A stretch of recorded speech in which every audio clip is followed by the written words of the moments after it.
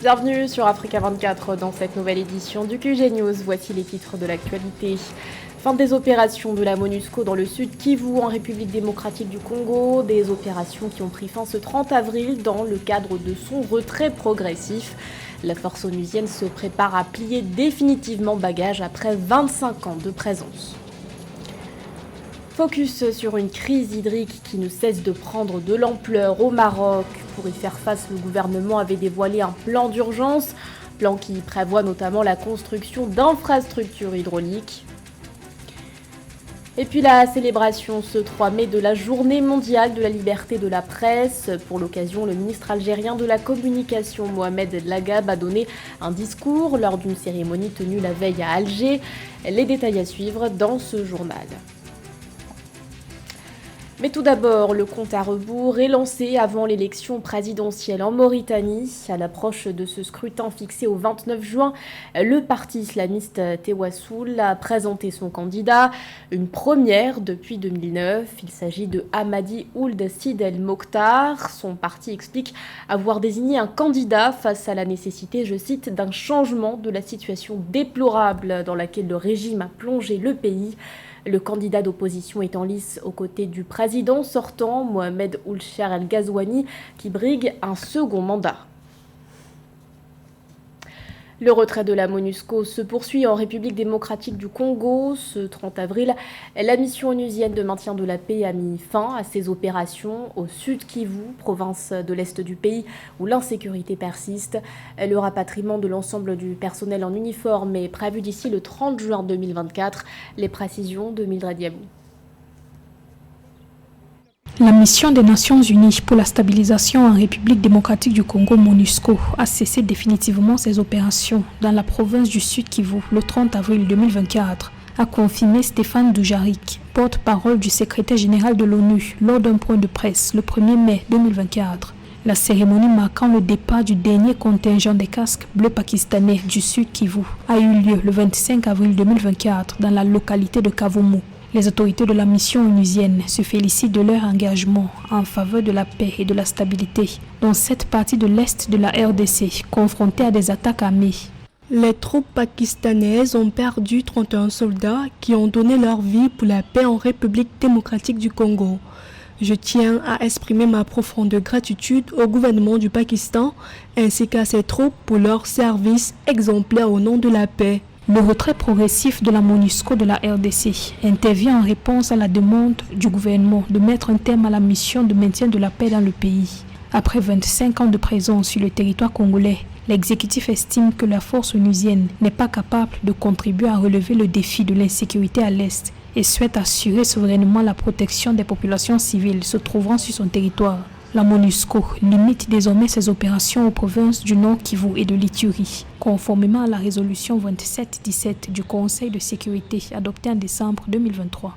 Tout doit être fait pour que, à la fin de cette année, nous puissions nous retrouver en fait pour nous féliciter mutuellement, pour remercier les Nations Unies qui ont fait un travail, parce qu'on ne sait jamais ce que serait le Congo sans la MONUSCO. Dans le cadre de la reprise de la protection des civils au Sud Kivu par le gouvernement congolais depuis le 1er mai, l'armée nationale renforce sa présence dans cette province. Le 22 mars 2024, les autorités congolaises ont annoncé leur intention de déployer des conseils locaux pour la sécurité de proximité afin de favoriser les actions de prévention et de recherche de solutions durables aux causes de l'insécurité. Pour marquer son désengagement, la MONUSCO a déclaré avoir transféré notamment 2 bases militaires aux autorités nationales. Notons que depuis 2003, plus de 100 000 soldats de la paix de l'ONU ont opéré dans la province du Sud Kivu.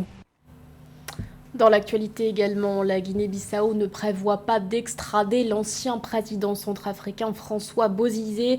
L'ancien chef d'État en exil dans le pays est sous le coup d'un mandat d'arrêt international. Un mandat d'arrêt émis le 30 avril par la Cour pénale spéciale pour de possibles crimes contre l'humanité. Des crimes commis entre 2009 et 2013. Alors que la CPS avait appelé la Guinée-Bissau à coopérer, le président Umaru Sissoco Embalo a déclaré que son pays ne disposait pas de loi d'extradition. Il a par ailleurs ajouté que depuis son arrivée en Guinée-Bissau, l'ancien dirigeant centrafricain n'a créé aucun problème. D'ici 2040, le Maroc atteindra un niveau de stress hydrique extrêmement élevé selon le World Resources Institute, une crise aux lourdes conséquences sur l'agriculture. Face à l'urgence de la situation, divers projets ont été entrepris par les autorités, notamment un chantier d'aménagement hydro-agricole dans le nord du pays. Esther Conan. Marqué par les changements climatiques qui affectent la production agricole, dont la disponibilité des ressources hydriques et la sécurité alimentaire, le Maroc met en place un chantier d'aménagement hydro-agricole dans le nord du pays entre les régions de Meknes et Fès afin d'atténuer les effets des changements climatiques pour une meilleure résilience du secteur agricole. Il vient pour soulager une nappe phréatique dans l'une des zones les plus productives au Maroc, qui est la plaine du Saïs, et qui connaît un déficit hydrique de l'ordre de 100 millions de mètres cubes par an. Et ce projet vient pour ramener environ 120 millions de mètres cubes par an pour appuyer l'agriculture irriguée dans cette zone. Ce château d'eau fait près de 100 mètres et est destiné à l'irrigation de l'agriculture dans cette zone du pays qui consomme environ 80% de l'eau, en plus d'être une zone d'opportunité d'emploi. Il faut savoir que cette zone, c'est une zone agricole de premier ordre et donc toute l'activité, le secteur primaire, c'est le secteur agricole, surtout irrigué, qui emploie beaucoup de gens et qui crée de la richesse. L'impact des changements climatiques sur les productions agricoles réduit le taux de croissance de production en Afrique. Ce chantier d'aménagement hydro-agricole permet au Maroc de protéger ses cultures et montrer ainsi l'exemple aux pays africains pour une meilleure résilience du secteur agricole.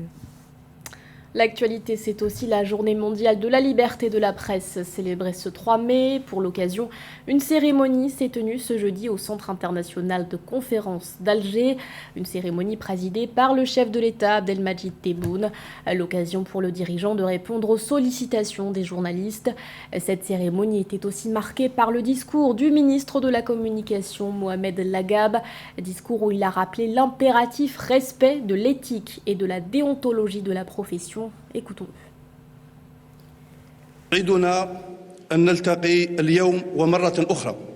Je suis ravi de rencontrer en cette heureuse occasion les professionnels du secteur de l'information sous l'égide du président de la République qui a édicté de bonnes traditions à travers ses nombreuses rencontres avec la presse, notamment lors des rencontres périodiques et les festivités de la Journée nationale de la presse. Aujourd'hui, vous nous faites l'honneur de présider la cérémonie du 31e anniversaire de la Journée mondiale de la liberté de la presse depuis l'annonce de l'UNESCO qui l'a proclamée journée internationale. Il s'agit d'une occasion qui nous permettra de valoriser les grands acquis de ce secteur et d'évoquer les sacrifices des journalistes au service de cette noble mission. La question de la liberté de la presse a aussi fait l'objet d'échanges en Guinée. Ce 2 mai, le Premier ministre de transition Amadou Riba a reçu les associations de presse et les patrons de médias. Des consultations qui semblent ouvrir la voie à une possible levée des restrictions qui se traduisent notamment par des fréquences radio brouillées. Reportage de notre correspondant Nabila Kamara. Depuis novembre 2023, l'espace médiatique guinéen traverse des moments tumultueux avec des restrictions imposées par l'État à plusieurs radios et télévisions privées du pays. Pour trouver une issue à cette crise qui dure depuis 6 mois, les associations de presse et les patrons d'entreprises de médias ont échangé ce jeudi 2 mai 2024 avec le chef du gouvernement. La problématique cruciale du moment, le brouillage des ondes et le retrait de plusieurs chaînes privées des bouquets de télévision étaient au centre des discussions.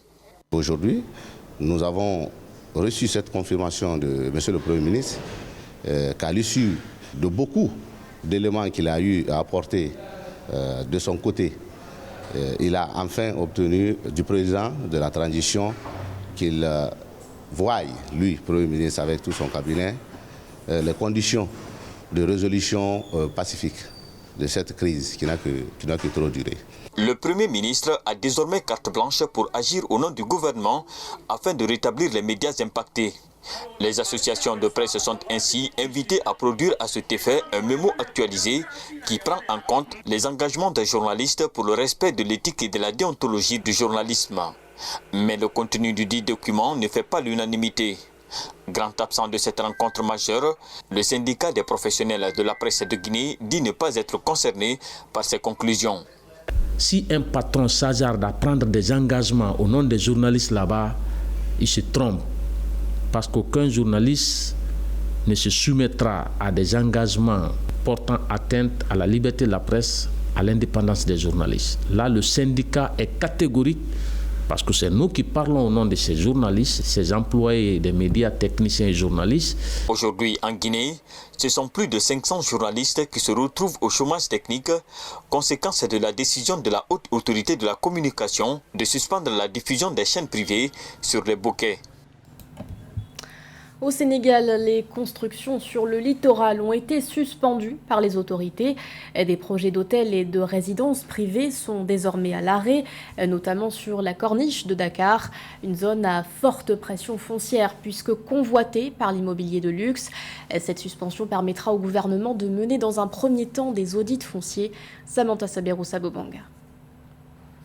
L'État du Sénégal a ordonné la suspension de toutes les constructions sur le littoral à Dakar, Thiès, Mbour et Saint-Louis. Une lettre datée du 29 avril 2024 du ministère des Finances et du Budget révèle l'information. À ce titre, le directeur de la surveillance et du contrôle de l'occupation du sol a annoncé appliquer les directives des autorités étatiques.